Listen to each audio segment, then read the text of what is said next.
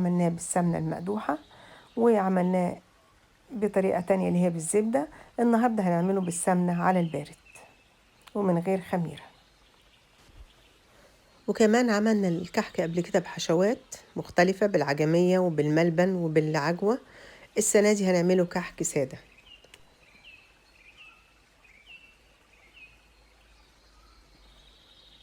نبدأ على بركة الله ونشوف عملناه ازاي. طبعا المقادير هتكون حسب كل واحد احتياجه، عايز يعمل كمية قد ايه. هشوح السمسم على النار لحد ما يتحمص وياخد لون ذهبي خفيف كده لمدة دقيقة أو دقيقتين على نار هادية. المكونات عندنا بسم الله. عندي نص كيلو دقيق، 350 جرام سمنة، 100 جرام من اللبن الحليب، 25 جرام من دقيق السمولينا، معلقتين كبار من السمسم المتحمر، معلقتين كبار من السكر البودر، معلقة من البيكنج باودر، نص معلقة صغيرة من الملح، ومعلقة صغيرة من المحلب. دي كل المكونات. أهم حاجة في نجاح الكحك نوع السمنة، لازم نستخدم سمنة حيواني، تدي طعم للكحك جميل جدا. هضيف كل المكونات الجافة على الدقيق،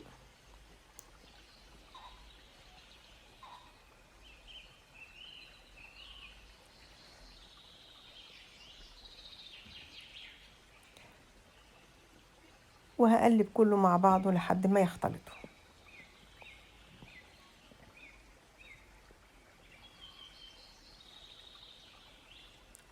السمنة عندي بدرجة حرارة المطبخ.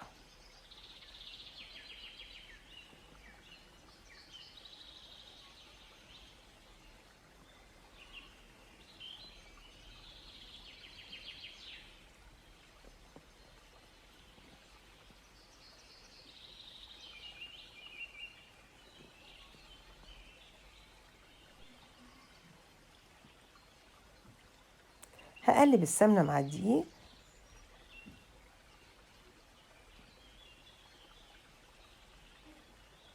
بعد كده هنبتدي نبس بإيدينا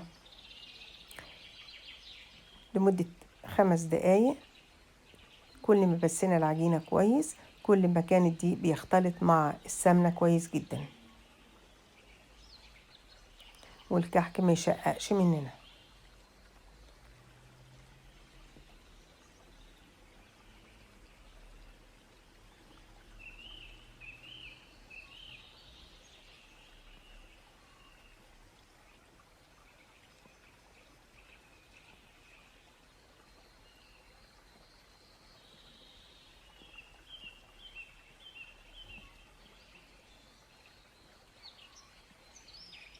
لسه محتاج كمان شوية، بس كمان شوية.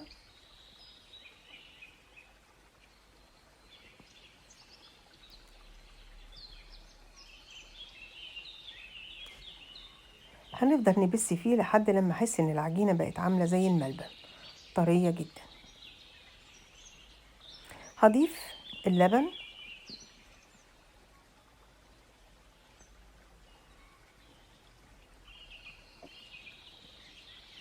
هضيف اللبن شوية شوية.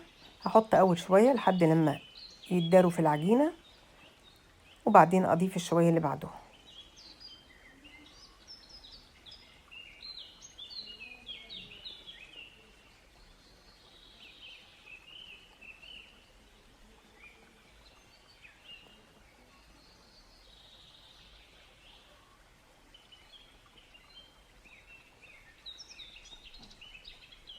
احنا ما بنعجنش، مجرد بس بنداري السوائل في العجينة. هسيبها تستريح لمدة 10 دقايق،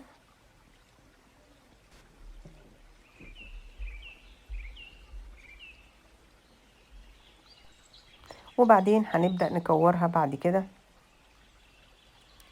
كرات صغيرة الحجم اللي احنا عاوزينه.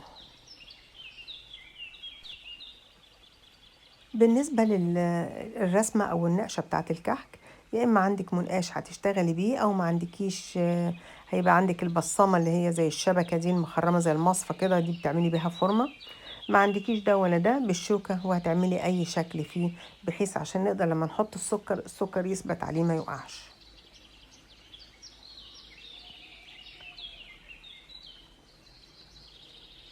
هرص الكرات دي في صينية عليها ورقة زبدة،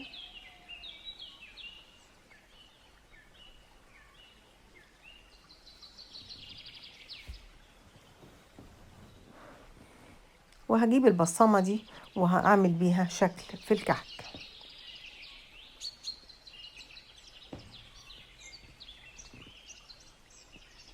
بنغمسها في الدقيق طبعا عشان ما يلزقش، بس ما نكترش، نعملها في الدقيق وننفضها وبعدين نعمل بيها الكحك عشان ما تلزقش في الكحك.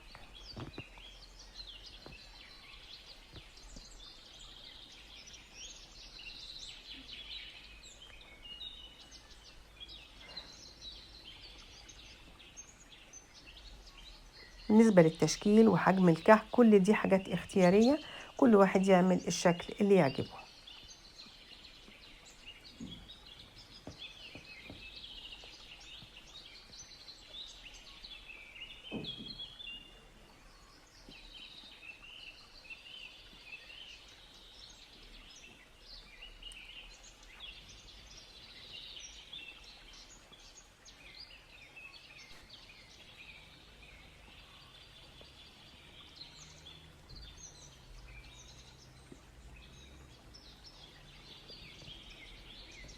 سهل جدا، ما بياخدش اي وقت الكحك.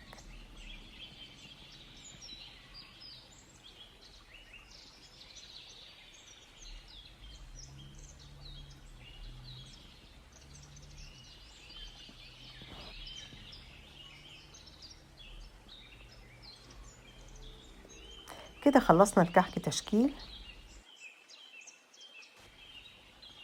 ما شاء الله، نص كيلو دقيق عمل لنا الكمية دي ببركة ربنا.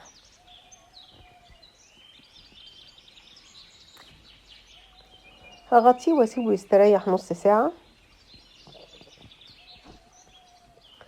بعد كده هولع الفرن على 180،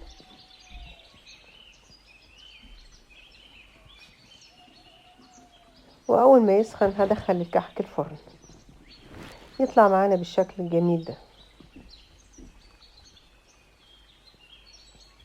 ريحة السمنة فيه حلوة جدا، كمان الكحك من جوه مقرمش جامد قوي.